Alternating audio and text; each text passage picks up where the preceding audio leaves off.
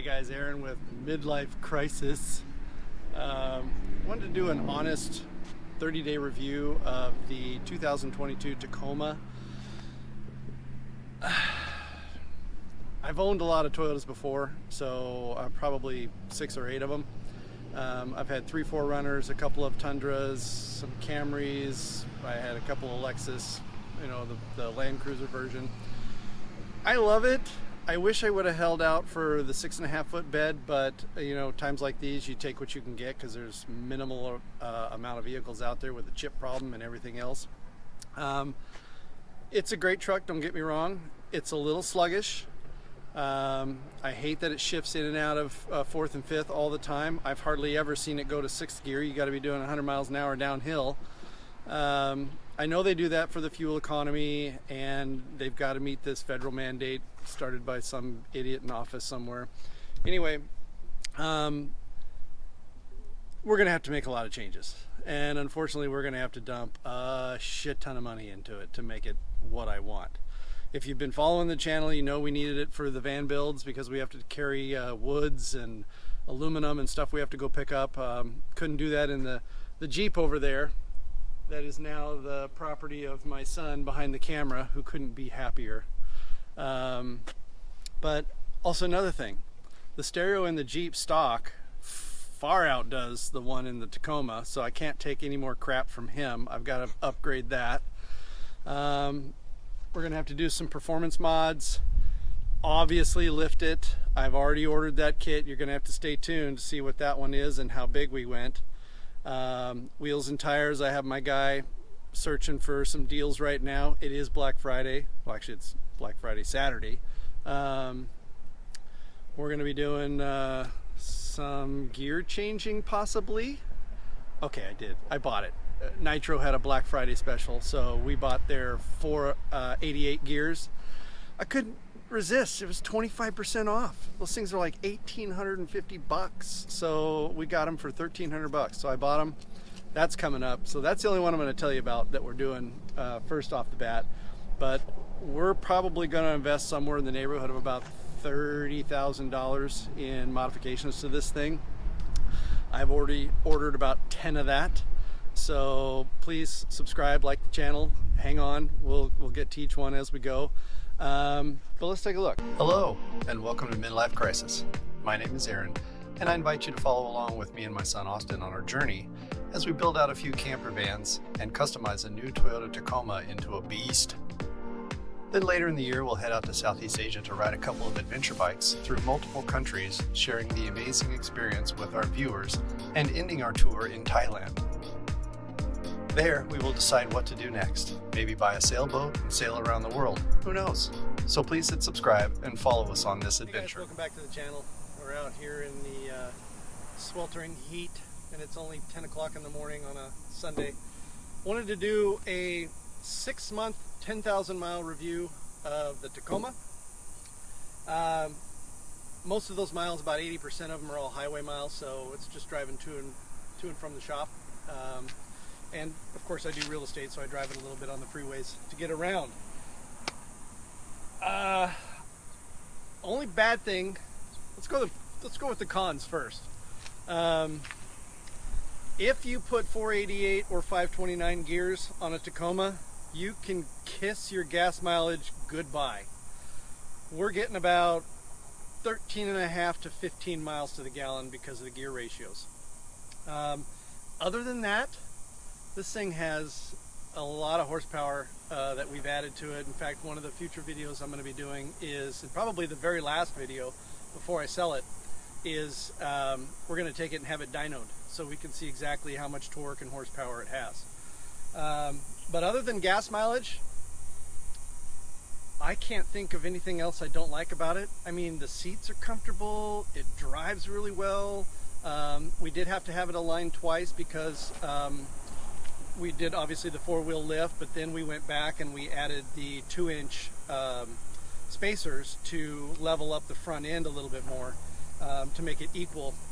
So that caused some problems because we had to disengage the all the shock system up in front and lower the lower control arm and all that crap. So we had to go back and have it realigned again, but now it drives real well.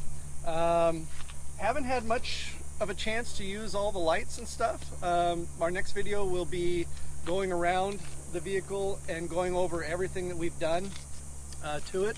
We've spent about $18,000 and we have about 25 man hours times 2 if you count Austin, my cameraman, helping me. But yeah, about 25 hours of work with the 2 of us, so 50 hours of labor. As you walk around, obviously you can see all the things that we've done. If you want, you know, one of the videos we just had come out was the reprogramming. If you get one of these, I would just have it reprogrammed. I wouldn't deal with the gears unless you're adding a lot of weight. We were going to add a lot of weight to this vehicle. We were going to do the truck rack and the bed and all that stuff, and I had an under mount water tank we were going to do, an above mount hot tank, and all this crap we had slated. But things have changed. Plans are changing for me. We'll get into that in a later video, but so I'm going to go ahead and sell this and opt for another vehicle, which we'll cover later on. But so we're not adding all that weight. So really, if you don't add a ton of weight, you don't need those gears. And really just reprogramming it like the video we just did will change everything significantly. It reprograms your transmission, I guess what they call that, the GPU, and then they reprogram the engine CPU. So all your shift points change, your gas mileage gets better, and the programming actually adds up to 20 horsepower to the vehicle just by mapping and all that other stuff that it does. I don't pretend to know exactly all of it. You know, along with that, and you know, the air intake that we did, and you know, a couple other mods. I'm going to be guessing when we do the dyno, we're going to be at about 340. That's my guess. Austin, what do you guess? I don't know. 330? Sure. Okay, fine.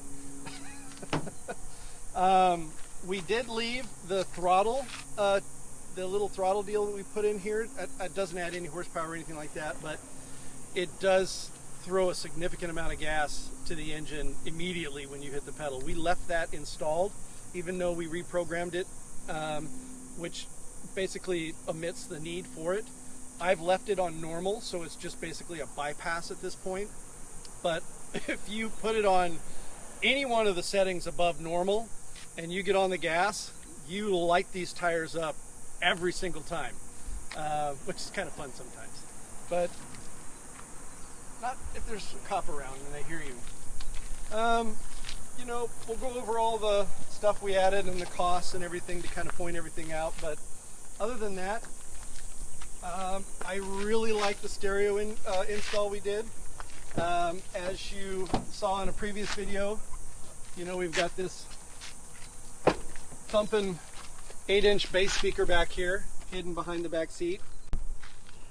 And we have all 4 speakers have been replaced. All 6 speakers have been replaced. I always forget the tweeters in the dash up top. It sounds like a normal stereo, just better quality, below 30. When you get above 30 and start hitting the 40 and 50 range, this thing just slams, which is really nice.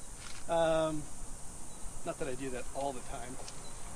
In any case, you know, with all the light switches and everything that we've done, it's just a really enjoyable truck to drive.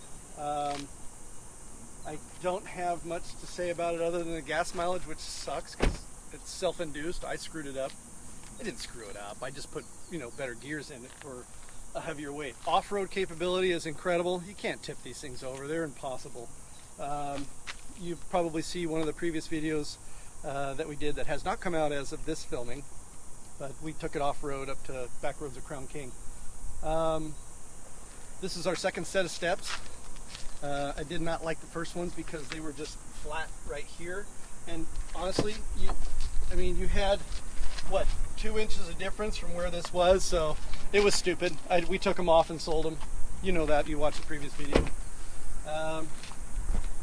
Other than that, guys, it's a beautiful truck. We've dumped 18 grand into it. I think it's a sweet deal.